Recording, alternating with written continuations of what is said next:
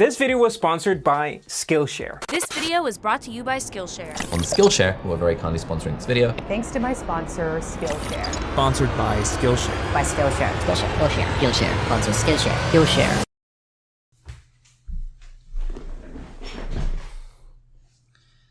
We need to talk about this. There are problems with Skillshare that I don't really see anybody talking about. We do see a lot of YouTubers promoting it. Skillshare is probably on par with NordVPN as one of the biggest sponsors of YouTube videos. But that's not the problem. Sponsoring creators is actually a very legit growth strategy. It's exactly what I would have done if I was starting a new education company right now. The problem lies somewhere else, in the core of the platform itself. There is something deeply broken and I want to see how we can fix it. I've actually coded the prototype of an interesting idea. You'll see it later in the video. What I've noticed led me to realize that a lot of these YouTubers have maybe never taken a Skillshare class in their life. Because if I'm brutally honest, there isn't much difference with YouTube. Anyone can just go on Skillshare, create a course and upload videos like you would do on YouTube. In fact, I just did it right now. I created a test course with one of my YouTube videos. That's essentially the same thing. I don't want to start any YouTube drama though. What is up? There are some good things that Skillshare does. Like, I don't want to just hate blindly on that platform. It just pains me to see that this is it. This is the most popular solution we have for online learning in the YouTube community. Education has a special place in my heart, so I'm not gonna let something slide. I've been obsessed with that space for many years, since I was in high school, honestly. I've always been frustrated by how humanity has been handling it. I've worked on some apps in college with ideas to fix it, got a chance to meet Sal Khan, the founder of the Khan Academy, at a conference, and for the past 2 years I've been working at the EdTech startup every day. We're building a gamified platform to make learning exciting. The thing that I would want to see from Skillshare is them showing a better understanding of human motivation. From a mile away, what we can clearly see missing right now in most learning platforms is that there is no epic meaning. It's just a basic, boring transfer of knowledge. People naturally want to learn, that desire is there, but usually it's not strong enough to keep you pushing. Laziness is actually a much stronger force than innate motivation. That's why you need to do something to boost that motivation. And the first thing you can do is to create an epic meaning. Define the why. Why do you learn? Why is it exciting? How does it benefit you and the world? And this is not something that I'm just taking out of nowhere. It's based on research from experts like UK Chow, famous gamification and behavioral scientist, who defined having an epic meaning as one of the core drives, one of the primary core drives of the human brain. And Simon Sinek said something very similar with his golden circle. By why, I mean, what's your purpose? What's your cause? What's your belief? Why do you get out of bed in the morning?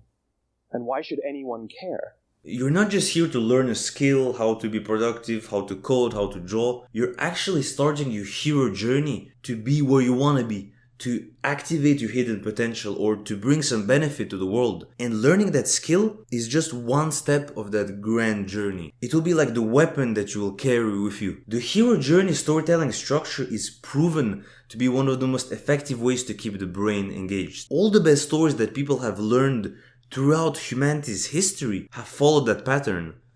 So it makes sense to follow it now too. Skillshare needs to make this part of their DNA so that all their course instructors naturally gravitate towards giving an epic meaning to their students to make them more excited. And it doesn't have to be something huge like eradicating poverty from the face of the earth or becoming the savior to every orphan and widow. It can be something much smaller or even artificially created, as long as it's something that feels exciting and meaningful to you. I'll show you my idea in a bit.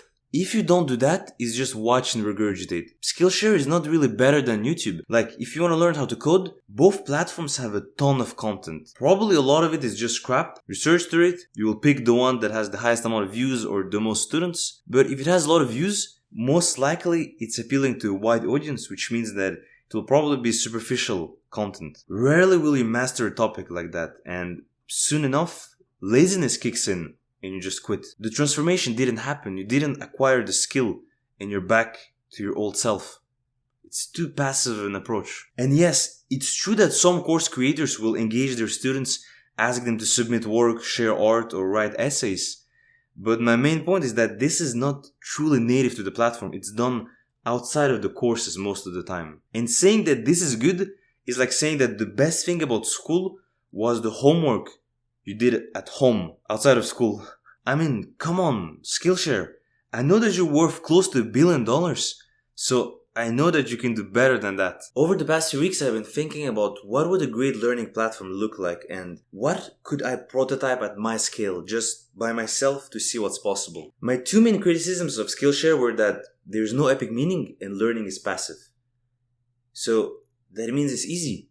We just need to do the opposite. My idea was to create a platform to teach people how to code in a less boring way. It's called the Last CodeBender. I spent an intense hardcore day prototyping it like a ninja, and I've actually documented it as part of a mini video series on my channel where I show the entire process from getting the idea to building the prototype to getting the first signups and see if there's interest for it. Turns out there is. With very little marketing, just a few Reddit posts, I got 1,000 people to sign up for the waitlist in less than a day. The courses on the platform are designed for you to become a codebender, a master of a programming language who can use that skill set to solve real problems in society. In the first course, your task is to save your country from the threat of a new virus. Every step of the course, you're using the programming concepts you're learning and you directly apply them to do an action to neutralize the virus. And only if you use the concept correctly, you can move to the next step. So it's active learning, a true hero journey. Is it possible to learn this power?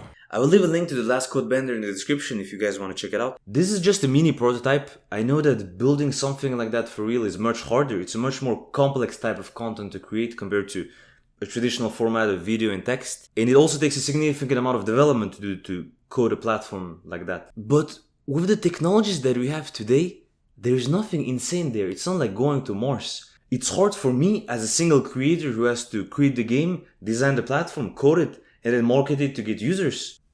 But it's much more realistic for a team of people with resources. If anyone from Skillshare is watching this, I would love to know what you think of it. If maybe you considered some of these points before. Maybe there is something I'm missing too. I'm open for feedback. Thank you guys for watching. Stay sharp. Always keep learning. And if you want to see how the Last CodeBender was built and how I got 1,000 people excited to join the waitlist for that idea, check out this video right here.